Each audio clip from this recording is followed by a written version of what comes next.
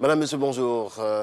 On fait le point de l'actualité en ce mardi. Le Premier ministre Patrick Hachi était au siège de la Banque mondiale à Washington. Le chef du gouvernement a exposé devant le conseil d'administration de l'institution sur les avancées du pays en matière de développement et surtout sur les efforts menés par la Côte d'Ivoire et la sous-région pour lutter contre l'avancée du terrorisme, des défis qui requièrent le soutien et l'appui des États-Unis. On fait le point avec Alexis Ouedraogo, notre envoyé spécial.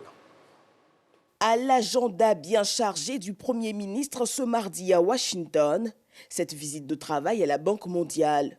Patrick Hachi expose devant le Conseil des administrateurs de l'institution sur la vision 2030 du gouvernement ivoirien.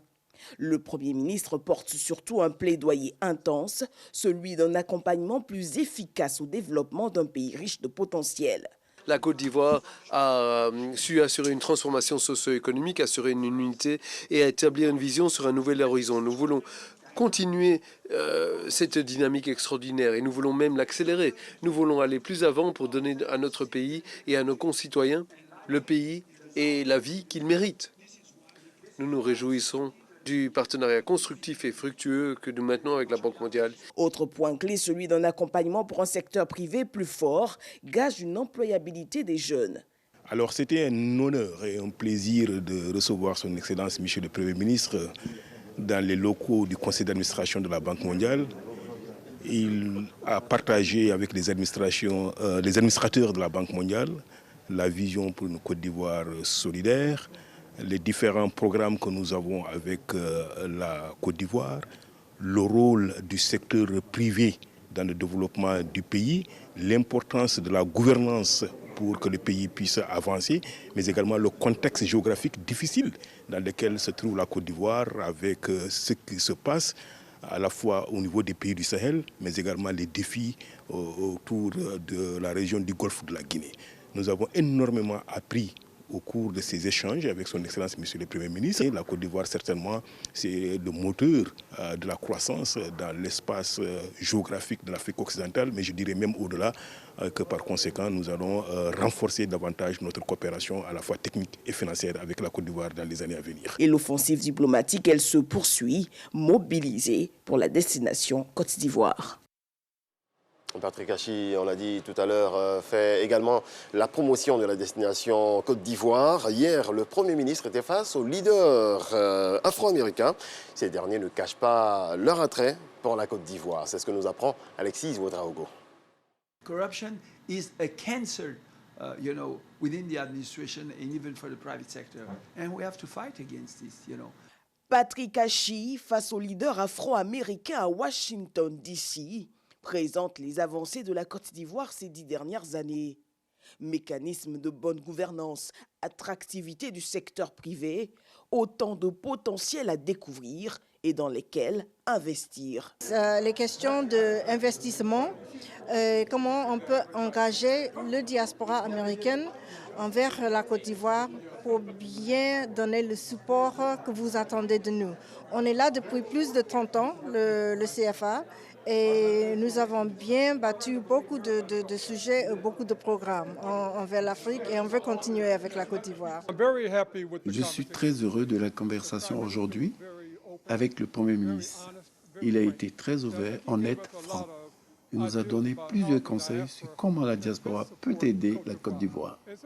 Je crois que le futur sera bon et que les États-Unis vont plus investir en Côte d'Ivoire. Cette diaspora qui entend jouer toute sa partition dans le développement du continent africain n'a pas manqué de dire son fort intérêt pour la destination Côte d'Ivoire. L'Afrique produit moins de gaz polluant l'atmosphère. Elle ne veut donc pas être la victime de la volonté affichée des pays développés de mettre fin radicalement et automatiquement aux énergies fossiles, notamment le pétrole et le gaz. À la conférence mondiale de Houston, aux États-Unis, des pays africains ont levé la voix pour défendre le forage des gisements pétroliers. Adama Kone, envoyé spécial. 8 pays africains producteurs de pétrole au front à Houston, aux États-Unis. Ainsi pourrait se résumer la bataille que mènent les Africains face à la détermination des pays développés de décourager les exploitations pétrolières dans le monde. Pour les Africains, c'est une position injuste. Il faut qu'on suive notre rythme. On ne peut pas suivre le rythme des autres qui ont déjà fini de se développer et voilà, qui cherchent donc à changer leur énergie de base. À Houston, les Africains ont lancé une véritable offensive contre cette politique qui consiste à détourner les investisseurs des exploitations pétrolières. Nous, les pays africains, nous avons les ressources, nous avons la technologie. Ce qui nous manque, ce sont les finances. Et aujourd'hui, si ce débat a lieu, c'est à cause des finances. Et donc, nous devons donc trouver les moyens de définir nous-mêmes notre agenda et continuer donc d'utiliser nos ressources en énergie fossile. Je rappelle que nous produisons l'électricité, nous, avec le gaz naturel produit chez nous. Et si on nous dit de ne plus développer le gaz naturel, avec quoi allons-nous produire l'électricité à fournir aux populations? Et donc les pays africains ont dit tous d'une seule voix que cette politique mondiale n'est pas acceptable pour l'Afrique. Il faut qu'il y ait une exception pour l'Afrique pour que l'Afrique puisse se développer en utilisant l'entièreté de ses ressources pétrolières et gazières. Ces pays ne comptent pas s'arrêter là. Ils entendent remettre le couvert lors de la COP 27 en Égypte pour se faire entendre et faire admettre à l'industrie énergétique que le continent noir a encore besoin de l'or noir pour son développement.